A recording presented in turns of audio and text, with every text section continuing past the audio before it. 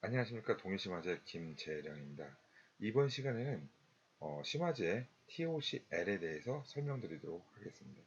TOCL은 전통적인 680도 고온 촉매 연소 산화 방식을 적용한 모델로서 2012년도에 출시되어 국내에 도입되어 많이 판매되고 있는 제품입니다.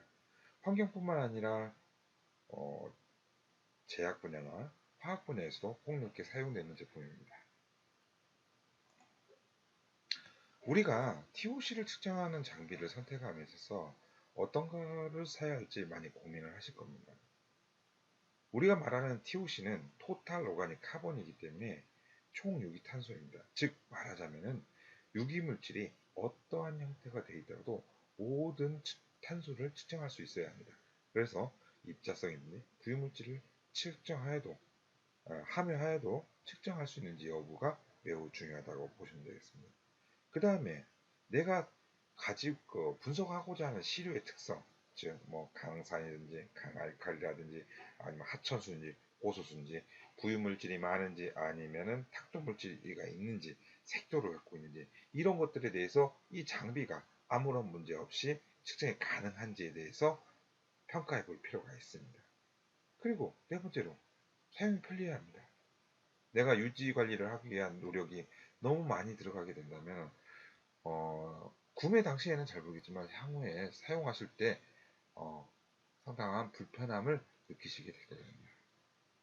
그 다음에 국내법에 적합한지, 즉 환경적인 수질오염 공정시험법이 적합한지, 제약 분야 같으면 대한약전에 적합한지, 그 다음에 뭐 산업 분야는 뭐 KS 교육에 적합한지 이런 것들에 대해서 검토해 보실 필요가 있고요.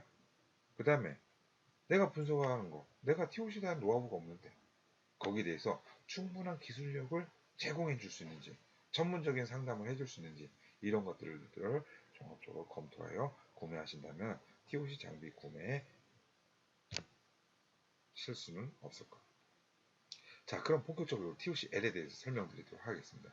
TOCL은 보시는 것 같이 그 왼쪽에 오토 샘플러와 오른쪽 본체로 구성되어 있습니다. 측정 방식은 우리나라 말로는 간단히 설명드리면 고온 연소 산화 방식이고요.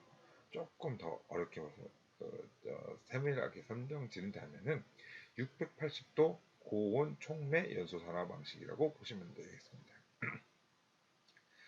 측정 항목은 기본적으로 TC 총탄소, IC 무기탄소, MPOC 비정화성 유기탄소, 그 다음에 TOC라고 하는데 TC-IC 가감 방법을 적용할 수 있습니다. 이외에 기타 옵션으로 뭐 TN을 찍는다든지 아니면 VOC 물질의 탄소를 찍는다든지 여러 가지 기능들을 내장하고 있습니다. 측정 조건으로는 TC는 약 3만 ppm, IC는 3만 5천 ppm 정도를 별다른 어, 측정할 수 있고요.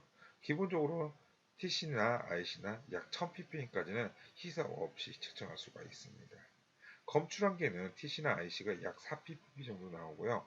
재현성은 최대 농도값의 1.5% 또는 4ppm 정도로 나올 수가 있습니다. 측정 시간은 대략 3분 정도가 소요가 됩니다. 이게 한 개, 두 개 내지 세 개 데이터가 평균되어 나오기 때문에 약 12분 정도의 측정 시간을 요구하게 됩니다. 그리고 치료 주입량은 기본적으로 한 50 마이크로 설정이 가능한데요. 설정되어 있는데요. 10에서 2000 마이크로까지, 즉 2mm까지 사용자가 선택적으로 주입량을 조절할 수 있고 시료를 희석할 수 있는 기능을 내장되고 있어서 최대 50배까지 희석이 가능합니다. 캐리어 가스는 일반적으로 기본적으로 고순도 에어를 사용하는 걸 권장하고 있고요.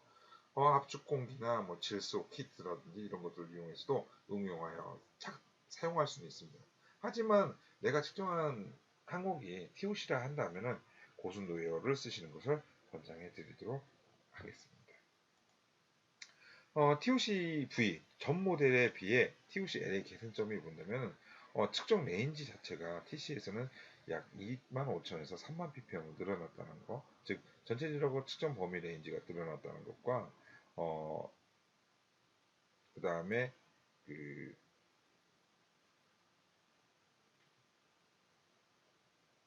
커멘트를 달 수 있는 그런 기능들이 더 강화됐고요. 그 다음에 메모리를 그전에는 시리얼 포트를 이용해서 했지만 지금은 USB 케이블을 이용해서 사용하고 있습니다. 그 다음에 뭐 밸리데이션 서포트라든지 이런 것들도 할 수 있을 거예요. 그 다음에 데이터라든지 이런 것들을 관리하기 쉽고, 특히나 연소를 이용하다 보니까 전력 소비량이 조금 많습니다. 그런다고 뭐 많은 양을 쓰는 건 아닙니다. 뭐 여러 가지 컴퓨터 연결된 데다 그냥 저 연결해서 쓰기도 해도 크게 무리가 없습니다. 뭐 고압의 전류를 필요한다든지 그런 건 필요 없는데요. 연소를 쓰다 보니까 온도를 올리는 효율적인 면에서 그 온도를 얼마나 잘 유지를 하느냐, 즉 680도를 얼마나 유지하기 위한 에너지 소비량을 봤을 때 기존 TOC-V에 비해서는 약 36% 정도 전력 소비량을 줄였다는 강점을 가지고 있습니다. 그리고 그 시료 소비량을 세끼적으로 줄였습니다. 약 3번 정도 분석할 때 약 8mm 정도가 사용되는데요. 지금은 한 5mm 정도, 즉 시료의 최소 요구량이 5mm 정도가 됐다라고 보시면 되겠습니다. 그리고 또 한 가지 특이할 점이 있다면요. TOC-V에서는 고연분 연소관을 사용할 수가 없었습니다. 즉 바닷물이라든지 브레인수라든지 이런 고염분, NaCl이 굉장히 높은 시료를 측정할 때 그 연소관에 쌓이는 현상이 발생할 수 있습니다. 이 쌓이는 현상이 내경이 작게 되면은 한두 달 정도 분석하게 되면 막힌 현상이 발생할 수도 있거든요. 이것을 연속적으로 측정해도 한 4, 5개월 정도, 6개월 정도를 버틸 수 있는 양으로 그 내경을 확대하는 연소관을 집어넣을 수 있는 게 TOC-L의 변화점이라고 보실 수 있겠습니다. TOC-V에 이어서 TOC-L은 총 4가지 모델이 나옵니다. 초순수부터 하천수, 고농도 폐수까지 측정할 수 있는 H 모델, 하이 센시티비티 모델인데요. 그 타입에는 스탠드 타입과 그 PC 컨트롤 타입이 있습니다. 자세히 보시면 차이점이 있다면은 그 메인 바디에 LCD 터치 패널이 있느냐 없느냐에 따라서 스탠드 언론 모델이냐 아니면 PC 컨트롤 타입에 나눠지게 되고요. 고농도 시료, 즉 초순수까지 칩을 쓰고 있느냐에서 하이 센시티브에서 H 모델, 그리고 한 1ppm 이상의 시료를 측정할 수 있는 M 모델로 구분이 되는데요. 자세히 보시면 CPH에서 C는 Combustion, P는 Personal, PC Control, 그 다음에 H는 High Sensitivity, 그 다음에 N은 Normal이라는 뜻이라고 보시면 되겠습니다.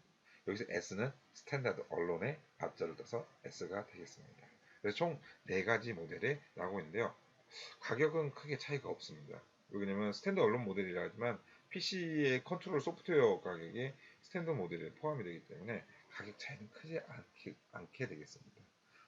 굳이 저희가 사용자들한테 권한다면은 제일 위에 있는 TOC-L CPH 모델을 권장해 드리도록 하겠습니다. 앞전에서 설명드렸던 것처럼 TOC-L의 주요 특징으로는 680도 연소 산화 방식을 채택했다는 거, 그 다음에 소프트웨어가 많이 개선이 되었습니다. 위저드 같이 그 클릭하거나 클릭 수가 많고 반복적인 작업을 하던 것들을 전부 다 간략하게 원클릭하는 형식으로 되었고요. 그 다음에 전력 소비량을 줄였다든지, 그 다음에 초순수라든지 일반용 고연분 촉매, 그러니까 연소관을 3가지 타입을 적용할 수 있다는 그런 특징을 가지고 있습니다. 좀 더 구체적으로 보신다면 백금 촉매 연소나 680도 백금 촉매선은 높은 사례라고 해서 가장 안정적인 데이터를 얻을 수 있다는 게 일반적인 견해입니다. 그래서 4ppb 검출 한계를 갖고요. 실제 제가 실험실에 측정했을 때는 그 검출 한계를 산출해 봤을 때 약 4ppb 정도가 나왔었습니다. 그리고 3만 ppm 정도까지 측정할 수 있는 넓은 측정 구간을 갖고 있고요. 백금 촉매는 그 분석할 때 평상시에는 산소를 가지고 있다가 불안전하게 연소되는 가스가 오게 되면 자기가 가지고 있던 산소를 나눠줌으로써 완전 산화를 도와주는 물질이 바로 백금 촉매라고 보시면 되겠습니다. PC 프로그램은 지금 보시는 것처럼 인터페이스가 거의 엑셀이나 우리가 보는 윈도우 기 바탕의 프로그램을 내장하고 있어 엑셀을 사용하시다 분이라면 쉽게 배울 수가 있고요. 터치 패널은 솔직히 저도 사용해 본 적은 없지만 그 전 모델을 사용해 봤을 때 그 터치 패널의 색감이라든지 그런 것들이 많이 개선됐을 거라고 생각이 되면서 어, 메모리 용량이라든지 저장 용량, 그 다음에 편집 기능 것들이 많이 포함되어 있다고 보시면 되겠습니다. 소프트웨어를 조금 더 설명을 드리자면요. 보시는 게 지금 소프트 그 메인 화면입니다. 그리고 그 마우스를 내가 원하는 위치에서 오른쪽을 눌렀을 때 모든 명령어를 한꺼번에 볼 수 있도록 되어 있습니다. 그래서 어디 상황에서든지 원클릭만 하게 되면은 내가 할 수 있는 명령어들을 다 집어넣을 수가 있습니다. 그리고 드래그 앤 드랍. 이게 다른 회사에서는 이건 안 됩니다. 그 우리가 메소드라든지 캘리브레이션 커브 같은 걸 작성했을 때 그거 데이터를 스케줄에 넣어서 시료를 분석할 때 그냥 끌어다 놓기나 하면은 스케줄이 하나 잡히는 겁니다. 그렇기 때문에 내가 이걸 선택하고 저걸 선택하고 위에 있고 뭐 저기 있고 갔다 온 거 막 그런 것 작업들을 하지 않고 그냥 갖다 놓으시면 됩니다. 아주 편리합니다. 그래서 저는 소프트웨어 이 사용자 교육을 할 때 약 30분 정도만 한다면은 이론 교육 끝나고 소프트웨어 교육만 한다면 약 30분 정도만 교육하시면은 충분히 쓰실 수 있는 정도로 숙련이 될 수가 있습니다. 그리고 그 조작 환경들, 즉 내가 설정한 값들에 대한 레인지라든지 그 측정 조건들을 바로 메소드 위에다 올려놓고 확인함으로써 그 쉽게 찾을 수 있는 구조가 되어 있고요. 그 다음에 그 모든 기반이 엑셀 형태로 되어 있기 때문에 엑셀을 갖다가 엑셀에 시료명을 쭉 작성한 다음에 이걸 갖다가 그냥 드래그 해가지고 카피해서 여기 셀에다 올려놓고 갖다 붙이면은 바로 내가 다시 치지 않아도 되고요. 또한 드래그 기능이 있습니다. 연번을 뭐 시료 1번, 시료 2번, 시료 3번 이런 것들을 엑셀로 할 때는 우리는 쭉 드래그를 하죠. 이와 같은 형태도 드래그가 가능하다는, 즉 엑셀과 같은 사용자 환경을 갖추고 있어서 사용자들이 굉장히 편리하게 쓸 수가 있습니다. 그 다음에 전력 소비량이 약 36% 정도 감소됐고요. 앞전에 말씀드린 그 초순수용, 일반용 외에도 고연분용 연소관을 적용할 수 있겠어. 이 연소관만 바꿈으로써 사용자는 같은 기기에서 다양한 형태의 시료를 측정할 수 있다는 장점을 가지고 있습니다. 물론 일반용을 쓰신다면 초순수 정도 레벨, 그다음 고연분들도 약간은 걸쳐서 사용할 수가 있습니다. 그 외의 기능으로 매뉴얼 희석이라든지 내가 100배 희석했을 때 이 데이터를 성적 분석 결과에서 바로 적용하고 싶을 때 매뉴얼 희석 기능에다가 내가 희석한 배수 뭐 10배가 됐든 100배가 됐든 희석 기능을 설정을 해주면은 실제 측정된 값은 10인데 내가 인위적으로 100배를 희석했다면 1000 ppm으로 100이 곱해진 1000 ppm으로 표시가 되게 됩니다. 그 다음에 자동 희석 기능이 있습니다. 이 농도가 몇 ppm인지 그러니까 어느 정도인지 모르지만 찰리성 커브보다 한 2배 내지 3배 정도 많다. 그러면 제가 시료 분석할 때 2배 내지 3배 정도를 희석하고 측정하라는 식으로 자동 희석 기능을 설정할 수 있습니다. 물론 이거는 사전에 할 수 있고요. 모르는 상태도 상관없습니다. 첫 번째 데이터 찍은 것들이 그 다음에 그 바탕으로 캘리션 커브를 넣게 되면 캘리션 암까지 우리가 캘리션 커브의 농도 범위 레인지까지 자동으로 희석해서 들어갈 수 있도록 하는데 이 선택하는 기능은 그냥 선택 항목에 하나만 체크를 해주면 되게 되겠습니다. 그 다음에 보안 프로그램 그 규정인 CFR11에도 충실히 따르고 있어서 데이터 조작이나 이런 것들이 사실은 좀 불가능하다고 보시면 되겠습니다.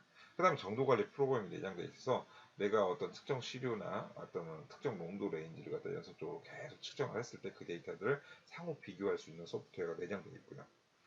검량선을 하나만 만들어서 자동 희석을 하거나 아니면 뭐 10ppm, 50ppm, 100ppm짜리 캘리브레이션 각각 그려서 그 농도에 맞춰서 캘리브레이션 커브를 적용해 본다든지 이런 기능들도 할 수가 있습니다. 또한 이게 저희가 그 강점으로 내세운 건데 자동 온오프 기능이 있습니다. 그래서 기기가 측정되고 나서 모든 작업이 끝났을 때 다음날 아침까지 전력 소비량이라든지 캐리어 가스들을 소진하지 않고 기기가 자동으로 꺼지게 됩니다. 그러니까 파워오프가 된 상태에서 내가 원하는 시간, 내일 아침 9시에 출근 전 8시 반에 기기가 온이 돼서 그 일정 조건의 안정화 시간을 약 30분 정도 되는 시간을 절약할 수 있는 기능이 있다고 보시면 되겠습니다. 그리고 오토 샘플러의 기능은 교반 기능을 내장하고 있습니다. 자동적으로 세척 기능이 있기 때문에 리드를 내가 인위적으로 세척하는 경우는 그렇게 많지 않습니다. 일반적으로 접착성이 없는 시료들이라면 크게 문제되지 않고요. 세텀이나 그 바이엘 같은 9mm, 24mm, 40mm 바이엘들을 적용하시는데 이 바이엘을 넣을 때 외부의 공기의 오염을 차단하기 위해서 세텀에 있는 마개를 하게 됩니다. 이 마개들을 연속적으로 측정해 뚫고 지나가더라도 니들이 항상 정확한 지점에 찍힐 수 있도록 구성되어 있고요. 교반 기능, 즉 반경 신호에서 부유물질이 있다든지 이런 것들이 장시간 분석에 의해서 침전되는 걸 방지하기 위해서 교반 기능들이 내장되어 있습니다. 그리고 이제 OCTL인데 이건 8개 시료를 분석할 수 있는 겁니다. 보시는 것처럼 이제 큰 용기들이라든지 내가 원하는 어떤 파일들을 할 수가 있고요. 그 다음에 오토 샘플러인 ASIL이 가격에 부담이 돼서 몇 개의 시료만 분석하신다. 많으냐?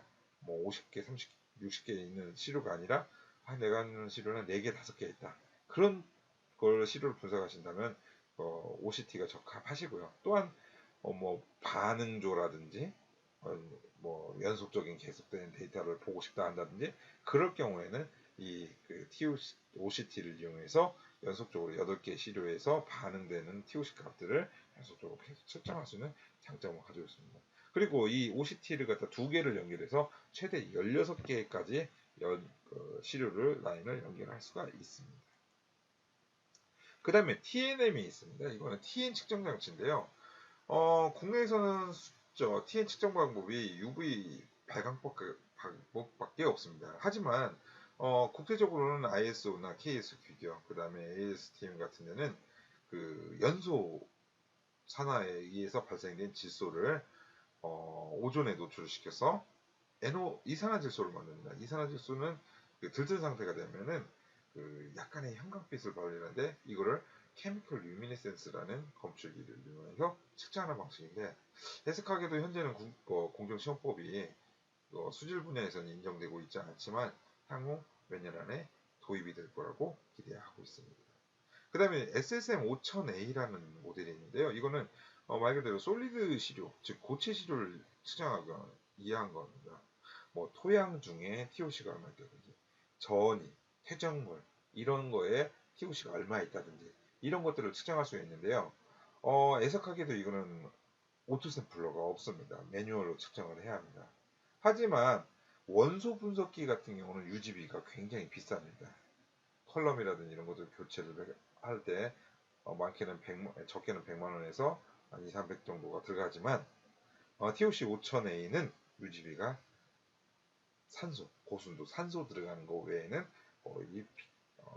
필요가 없습니다. 그래서 세라믹 보트 같은 거에다 담아서 측정하는데 이것들은 세척해서 계속 재사용이 가능하기 때문입니다.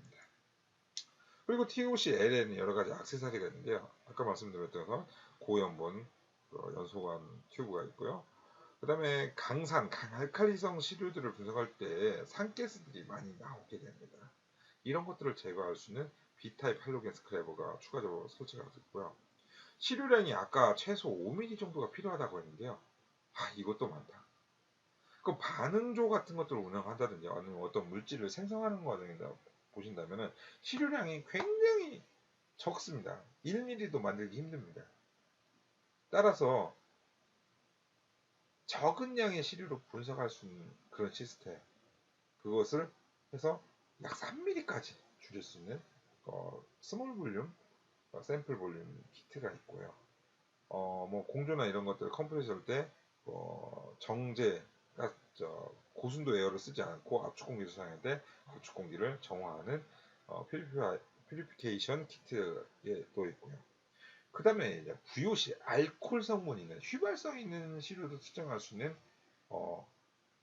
가스 샘플 인젝터 키트가 있습니다. 그 다음에 VOC도 측정할 수가 있고 그 다음에 서스펜드 샘플 키트 즉 부유물질이 거대 입자까지 측정하고 싶다. 기본적으로는 한 0.5mm까지는 측정이 가능합니다. 하지만 나는 그보다 더 큰 입자를 하고 싶다. 그래서 0.8mm까지 될 수 있는 서스펜디드 샘플 킷이 있습니다. 이거는 그 시료 주입 라인과 샘플 라인 그 리들 같은 것들을 0.8mm까지 그걸 바꾸는 것들입니다. 라인 전체를 바꾸신다고 보시면 되겠습니다. 여기까지 TOCL에 대해서 설명을 드렸습니다.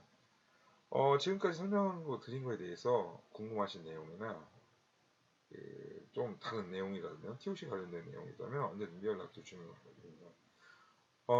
핸드폰으로 연락하시거나 아니면 여기 유튜브에 댓글을 남겨주시면 제가 나중에 확인해서 답변 드리도록 하겠습니다.